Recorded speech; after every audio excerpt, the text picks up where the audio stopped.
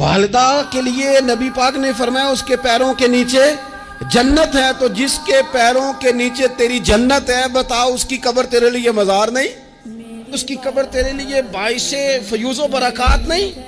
تو نبی پاک صلی اللہ علیہ وسلم نے فرمایا ایک روایت میں، جو ہر جمعے والے دن اپنے والدین کی قبر پہ جائے گا، اللہ تبارک و تعالی جانے والے کی بھی بخشش فرما دے گا۔ نبی پاک علیہ السلام نے فرمایا کسی جرم کی سزا اللہ تعالیٰ دنیا میں نہیں دیتا اتنی جلدی۔ فرمایا والدین کی نافرمانی ایسا جرم ہے جس کی دنیا میں بھی سزا ملتی ہے، دنیا میں یہ طے ہے۔